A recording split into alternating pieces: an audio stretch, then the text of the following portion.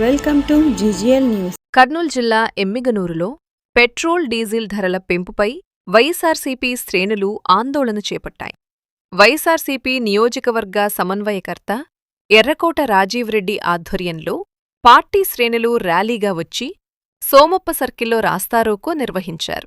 అనంతరం తహసీల్దార్కు వినతిపత్రం సమర్పించారు. ఈ సందర్భంగా ఎర్రకోట రాజీవ్ రెడ్డి, పరిశీలకుడు తెర్నేకల్ సురేందర్రెడ్డి మాట్లాడుతూ ఆకాశాన్నంటుతున్న ఇంధన ధరలతో సామాన్య మరియు మధ్యతరగతి ప్రజల జీవితం భారంగా మారుతోందని ఆగ్రహం వ్యక్తం చేశారు.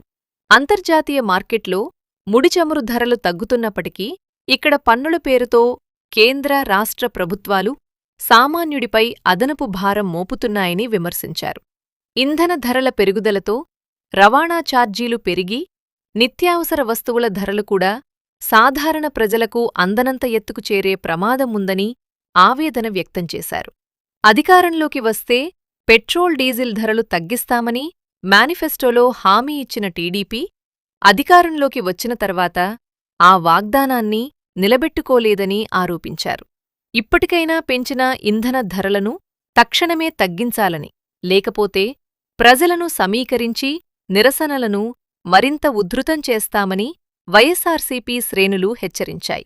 పెంచేశారు. ఇవన్నీ భారం కూడా మళ్ళా సామాన్యులపైనే పడుతుంది. హోటల్ రేట్లు పెరుగుతాయి, మరి నిత్యావసరాల సరుకుల రేట్లు పెరుగుతాయి, ప్రతి ఒక్కటి పెరుగుతుంది. రేపు స్కూల్లో పిల్లలు జాయిన్ చేయాలన్నా కూడా అన్ని రేట్లు పెంచుతారు. డీజిల్ పెట్రోల్ పెరిగిందని. డీజిల్ పెట్రోల్ ధరలు ఎటువంటి పరిస్థితుల్లో తగ్గించి తీరాలా.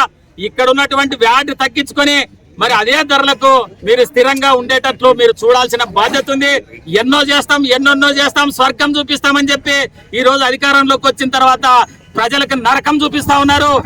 మనం ధర్నా చేసిన ముఖ్య అంశం ఏమిటంటే పెట్రోల్ డీజిల్ ధరలు పెంచబడినందుకు.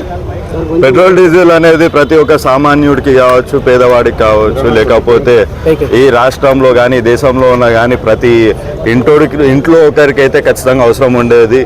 నార్మల్గా ఏమన్నా ఉందంటే ఒకటి తిండి, ఇంకోటి పెట్రోల్ డీజిల్. ఎందుకంటే ఏమన్నా రోజు పనులకు పోవాలంటే కూడా పెట్రోల్ డీజిల్ బైక్లోకి తీసుకొని పోతాయి, కానీ ఏం జరగని పరిస్థితి ఇప్పుడు నడుస్తున్న ఈ కాలంలో. అది ఇప్పుడు పెట్రోల్ డీజిల్ అనే ఏదైతే వార్ అని పేరు చెప్పి పెట్రోల్ డీజిల్ ధరలు పెంచుతూ ఉన్నారో దాన్ని ఎలాగన్నా ఆపాలా. ఎందుకు ఆపాలా? అదంతా వదిలేసి మన వాళ్ళని ఇంకా ఇబ్బంది పెట్టాలా అన్నట్టు ఇంకా ధరలు పెంచుకుంటా పోతే సామాన్య ప్రజల పరిస్థితి ఏమిటి?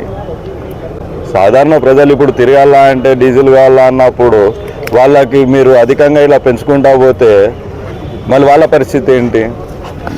జగన్మోహన్ రెడ్డి అనే మన వైసీపీ ప్రభుత్వం హయాంలో ₹2, ₹3 పెరిగినట్టు గుర్తున్నారు. ఎగ్జాక్ట్ ఐడియా లేదు, కానీ ₹2-3 పెరిగింది.